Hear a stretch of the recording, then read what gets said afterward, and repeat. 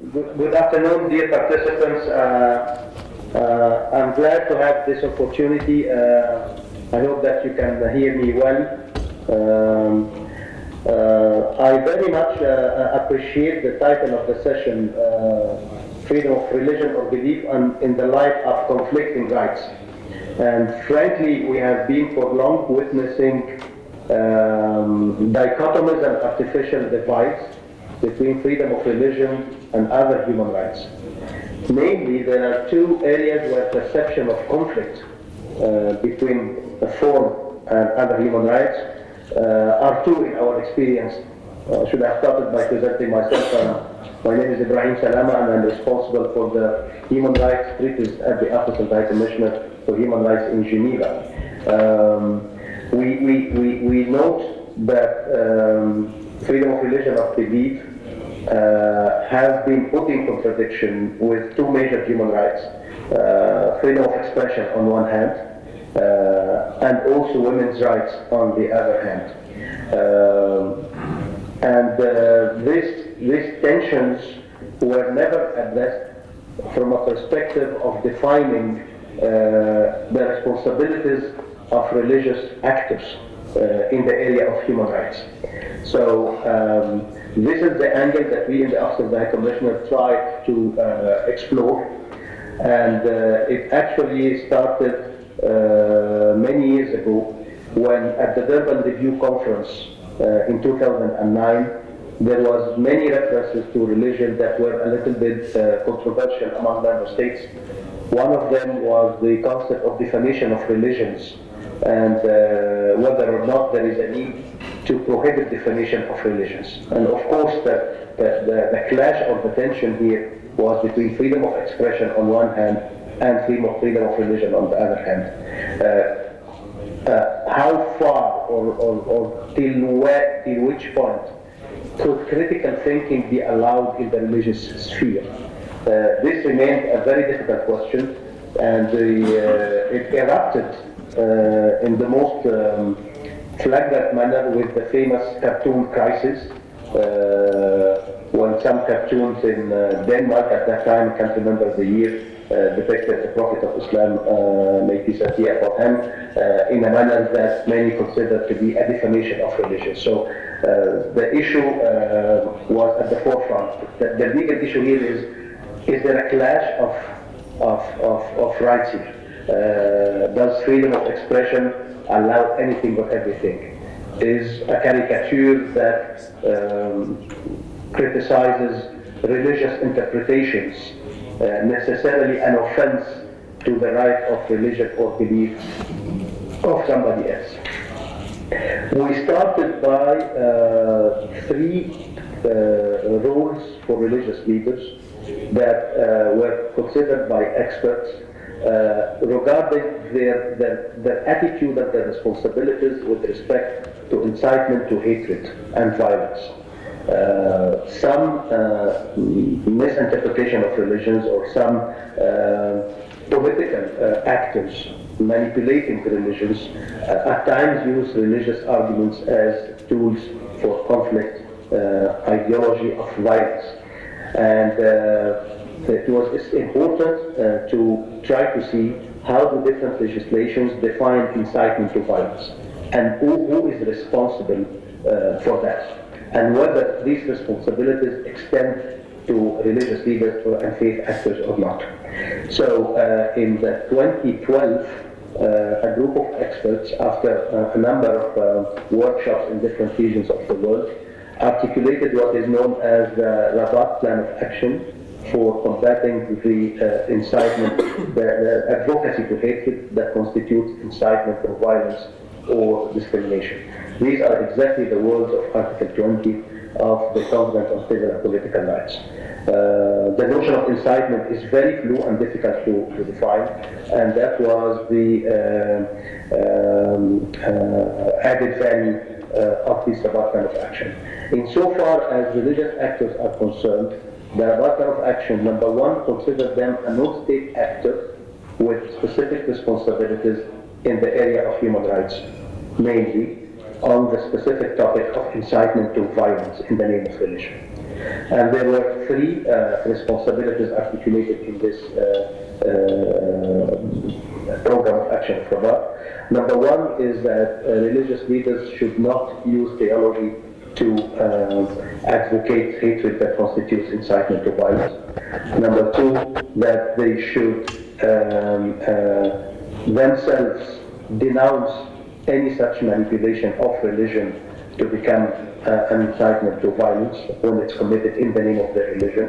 And number three, when their own religious communities are victims of such incitement to violence, they should advise their communities and believers not to retaliate and not to react to violence by violence. The famous principle that prior provocation does not justify the victim's violence in its turn. So this was in 2012. After that, increasingly we noticed the phenomena of radicalization and violent extremisms in the name of religion. We have seen organizations like Al-Qaeda and ISIS even occupying portions of territories in Iraq and Syria. So the phenomena became acute again, and many civil society actors and human rights experts were interested to complete the unfinished business of Rabat, because the only three responsibilities for religious leaders that I outlined were only related to the prohibition of incitement to violence. But what about women's rights? What about freedom of expression? What about peaceful coexistence? What about discrimination? What about religious minorities and how to deal with them? So 5 years after Rabat, mainly in April 2017, a group of around 100 human rights experts who are also acting in the religious fields and freedom of religion or belief met in Beirut and articulated the Faith for Rights framework.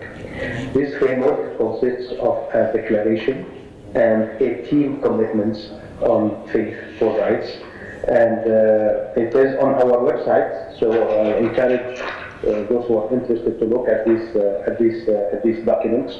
The declaration is predominantly a methodological document, and I can quickly outline what are the key elements of the declaration. One is that all religions give high esteem to human dignity. Two, that religions are among the oldest historical sources of human rights. So human rights were not is not a Western construct and was not born in 1948. Human rights are as old as humanity is, although the recent vocabulary from the modern legal expression now was not always the one used. The third element of the declaration, which is fundamental, is that the declaration aims to capture what is common among all religions and beliefs, so that the faith actors, when they defend human rights through their own discipline and through their own religious and faith approaches, do not come from a sectarian point of view, but speak about what's common. And it was a daily attempt to try to see what's common among all religions. And the fourth element is exactly at the heart of your title of this session, which is the conflicting rights, because this element is that you cannot have freedom of religion or belief without freedom of expression, because it's through the expression that you can exteriorize and share and promote new religious beliefs. So they are twins and not in contradiction in any way. Point number 6 in the declaration is that the artificial divides come from the political manipulation. When political leaders or states or governments or rulers want to legitimize any act of violence, they try to wrongly associate it with religions.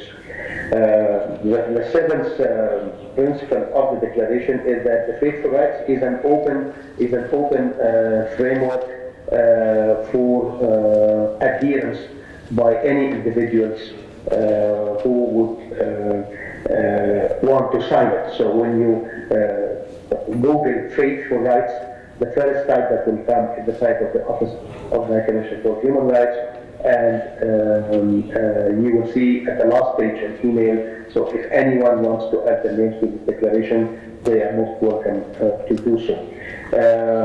Point number 8 is that there has been a lot of emphasis on interfaith dialogues in the past decade or even 2 decades, but these dialogues were missing precisely a common framework identifying the shared ground among all religions. So the shift here was to move from defending each faith or religion separately into defending the freedom of religion seen from a pan-faith, from a common religious ground. And then there was 5 methodological elements. Number 1, that what is needed is to transcend dialogue into projects. Number 2 is that the faith for rights framework is not about theology, and whatever is theologically divisive is not part of this framework. Number 3 is introspectiveness, in the sense that we look at the issues of freedom of religion or belief and faith for rights into our own societies and not just to criticize others.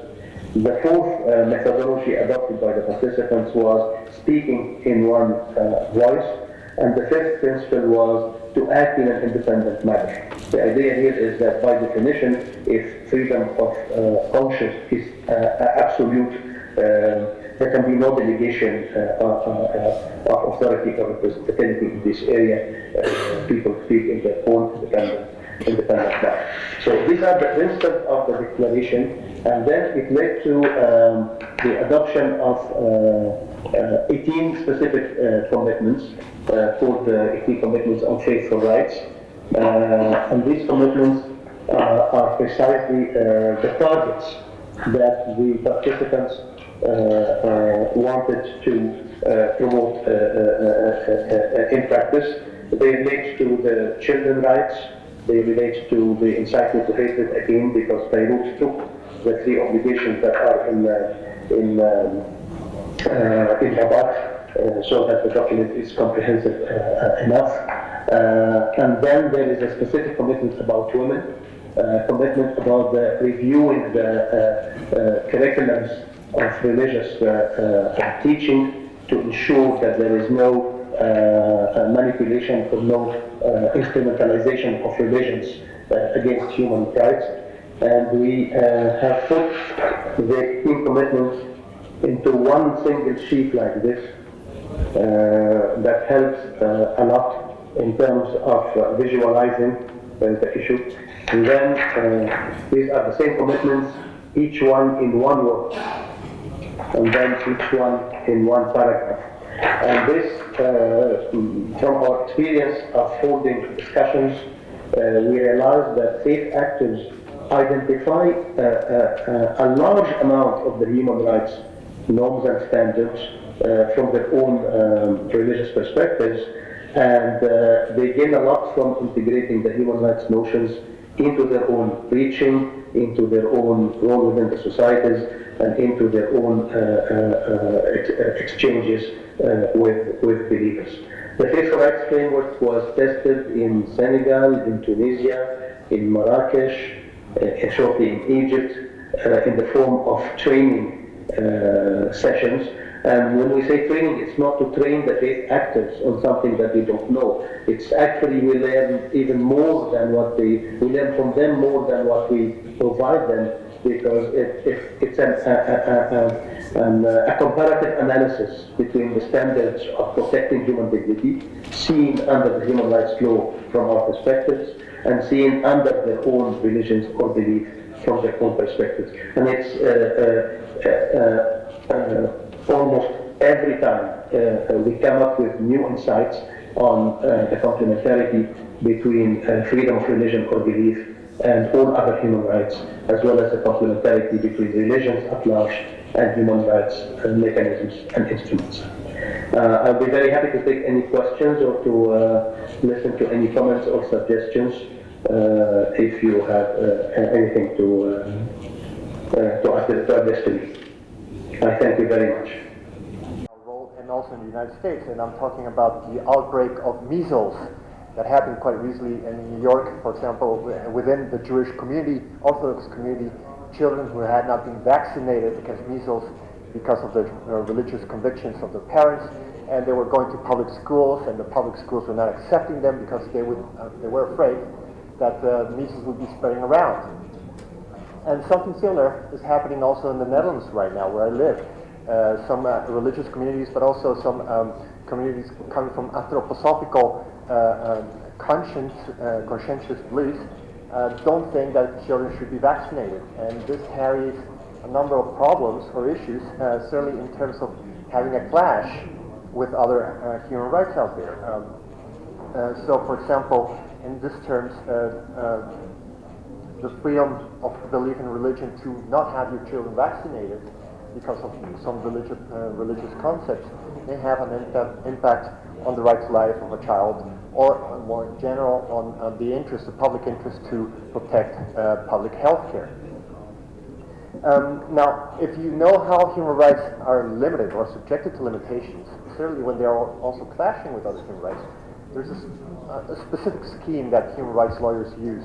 And if you look at the works of the Human Rights Committee, which protects the International Code of Civil and Political Rights, and the European Court of Human Rights, which monitors the implementation of the European Convention on Human Rights, in terms of limiting these rights, they use a scheme that states first that if a limitation on a human right is going to take place, in this case, freedom of belief in religion, it has to happen through a formal law.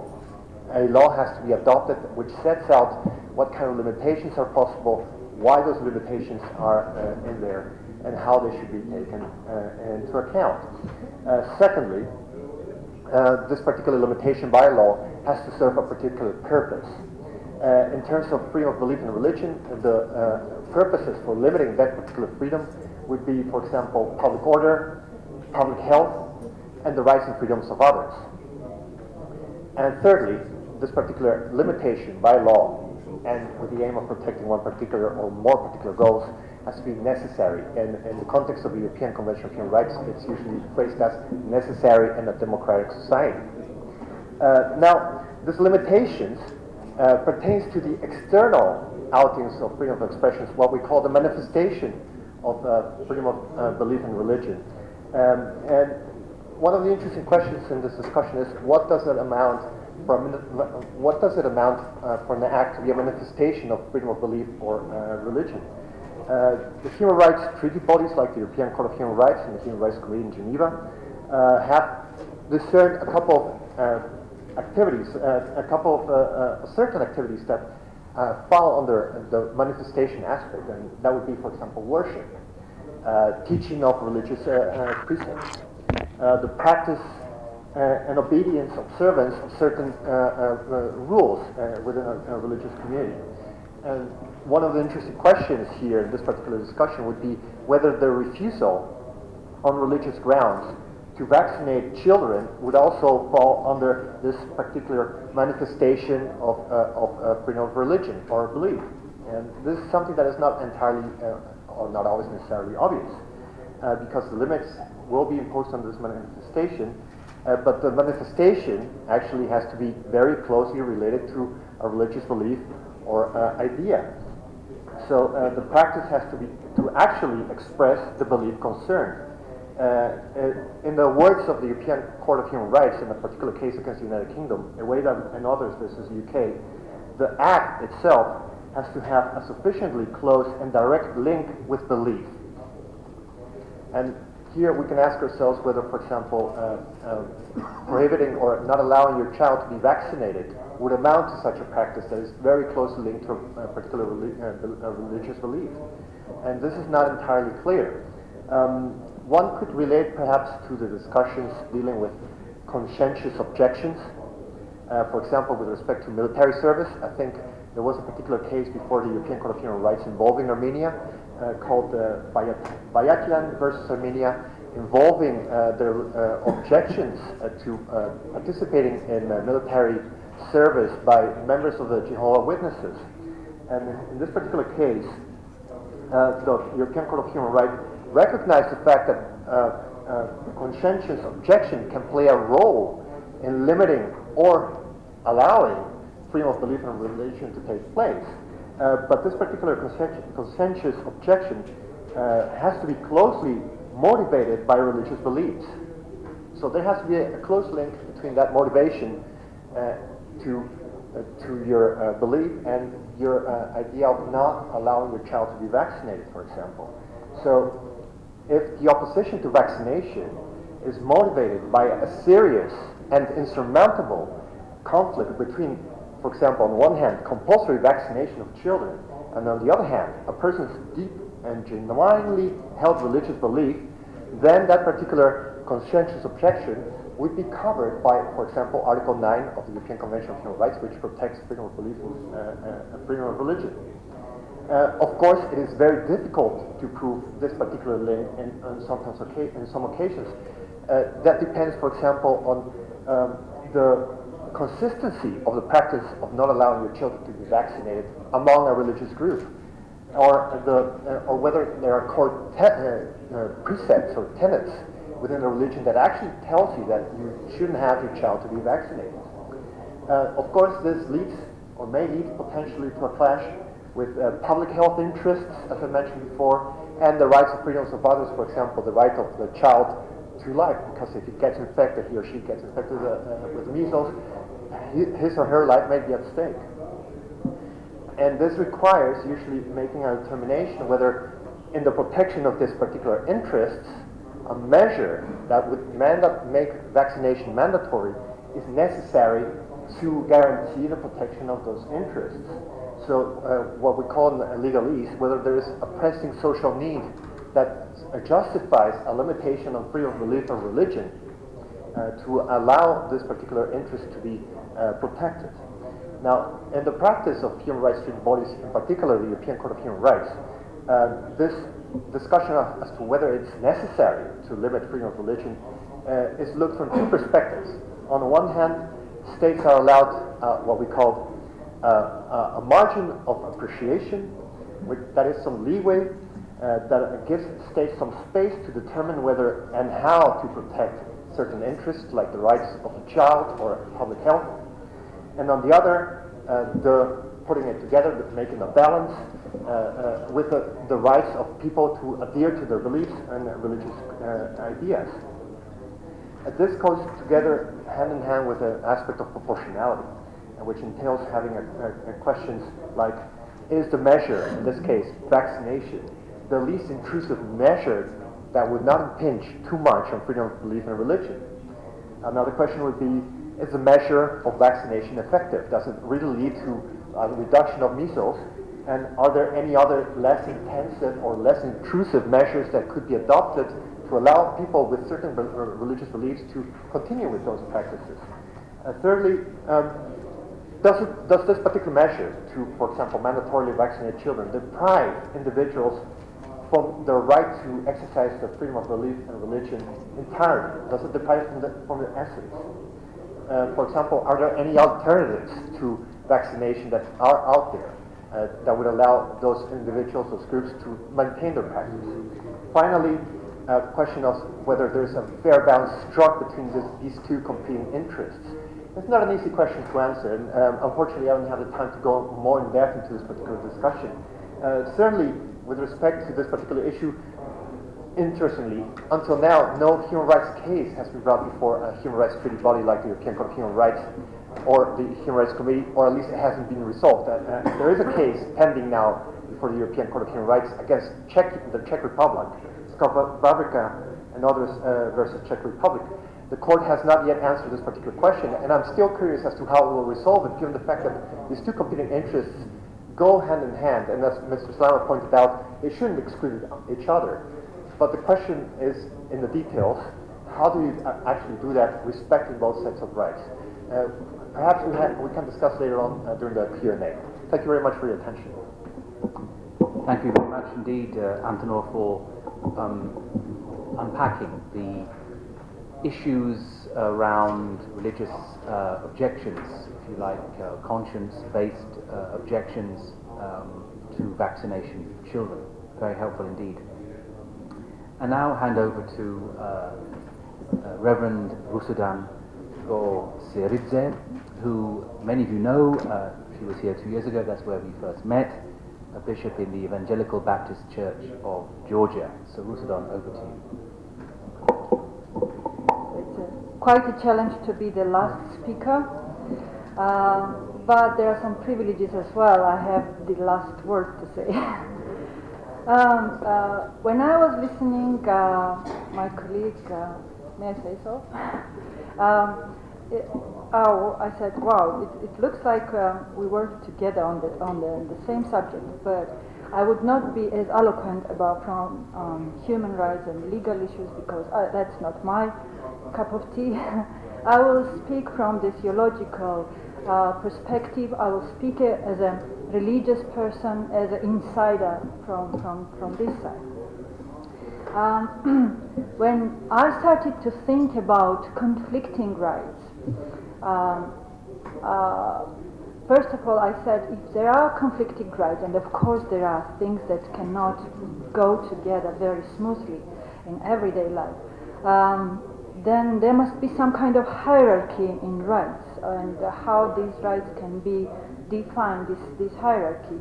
And as I am not a human rights person and I am not a lawyer, I started to dig into religious teachings, and what came to my mind is a Zoroastrian wisdom. What are the three main virtues for a good believer? Is think right, speak right, and act right. So this for me, the hierarchy in my mind is formulated like this. And if it's about right and wrong is very subjective thing. So if we speak in the context of freedom, so our freedoms can be defined if we are free to think, if we are free to speak, and if we are free to act. And these hierarchical steps can be on a certain level can be limited, or some of them cannot be limited. If we start with the thinking right, even the most the most severe totalitarian regimes with their well elaborated brainwashing mechanisms, none of them have succeeded to manipulate people's brains, and in most of the cases we are free to think what we think, and then so this is something unlimited area. It's what belongs to us. The second level would be free to speak whatever we believe or whatever we think is right to speak. And when we say about speaking, it's not only linguistic speaking. I understand that the speaking free to express yourself not only linguistically but in art, in various ways. So people need to be free to express themselves in every ways of communication that exist. But unfortunately, that's the level when it's not unlimited, I believe. On one side, there are cases that have already been mentioned here, for instance, the cartoon case, or we speak that the freedom of expression cannot be limited even if it causes damages or even it violates somebody's feelings. Or, on the other hand, we have hostile language towards LGBT community, where we speak that this is a freedom of expression, and the religious communities are free to say whatever they believe, whatever they think is right to say, and here I don't think there is this unlimited stage, because when we speak about freedoms, we need to think about our own responsibilities as well. I understand as soon as I speak freedoms and responsibilities on the same level, I fell in the track what Russia speaks. So it's not only the freedoms of people, but responsibilities. Then people have not only the rights but responsibilities, and they, as a rule, stress and underline what responsibilities people have.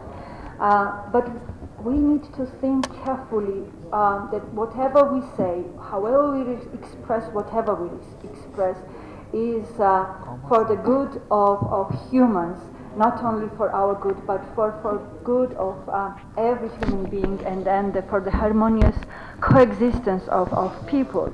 And that comes, there is not a strict, I think that there is not a strict line between expressing yourself and acting. And when we speak about you are free, whatever you do, it's not really how it can be, because you cannot kill somebody, you cannot beat up somebody because you don't like somebody. And unfortunately, religion has gained a very bad reputation in the modern world when religious leaders or the representatives of religions, when they express themselves about what they believe, or when they act as a religious persons, they cause a lot of pain of other people.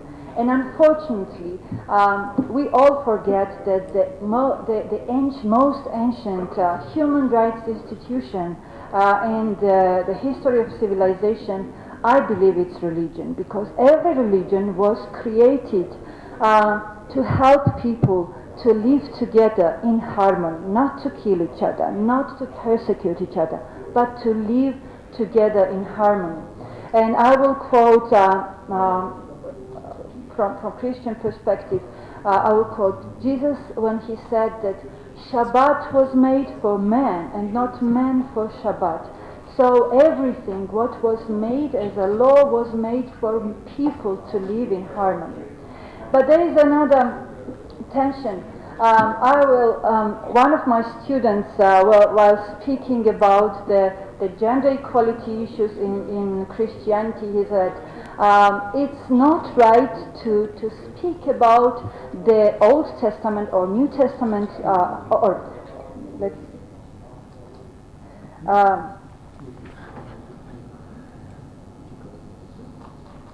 it's not right to speak about modern life from the perspective of Old Testament or New Testament or whatever religious text it is, because it resembles their own time. And also, it's not correct and adequate to judge the texts from the 21st century perspective. When I say that the religions were one of the first institutions of the human rights, I would say, for instance, when in Old Testament we say that the childless widow must be married to her brother-in-law, and we remember when Jesus was asked that if another brother dies, she needs to marry another, and so even if there are 7 brothers, she needs to marry all 7 brothers. If we bring that law to the modern society, it's very inadequate, right? But in their time, that particular law was invented to protect women, because in their society, childless woman without men protecting her was nothing for the society. The same can be said about the hijab thing and about a lot of things that in the modern society looks like the discrimination of women or discrimination. And I'll be a little... And when we speak these hierarchical levels, probably to deal with the conflicting rights would be the only way we know is to criticize what is what is not relevant for the society. And this is a very good tool, because without questioning the high authorities, which is religion is a high authority institution, it's very important. But unfortunately, we live only on that level, only to criticize what is not right. I believe there are other tools which are not used, and one can be one is education, religious dialogue, and cooperation. When I speak about education, that can be dealt with the freedom of thinking. So think right means when you are well educated, when you know many things, you can formulate your thoughts properly, and I think that's the high level thing. Then comes to speak freely, to dialogue. And when we speak about dialogue, when people come to talk to each other, the very first law is that they don't talk to the other part from the superior position, saying that this is what I believe and that's the highest truth, and you need to prove your truth or whatever. So everybody, whether majority or minority, when they come to the dialogue table, they need to speak to each other from the same level, from the same level. And the cooperation is to put in action, in deeds, all the harmony that human beings can have together. And I will end up with the story of missiles. It shows very well that we are in the same boat. There is a little story which we often use in our sermons. The people who are sitting in the boat to cross the lake, one of the men who bought his ticket said, "Does this chair belong to me?" They said, "Yes." "Can I do whatever I want with my chair?" And they said, "Okay, whatever you want." And he started drilling his chair, his part of the boat. And he said, "This belongs to me. I can do whatever I want." Unfortunately, or fortunately, this is not how can we work and act in our closed societies, because whether it's a religious community, it's not autonomous closed circle where we can do whatever we want in our circle, because if we do something wrong in our circle, if we don't act for the good well-being of humans, then this is something that can be spread, just like missiles can be spread to the whole society. I am very sorry for being very preachy. Then I can answer the questions later on.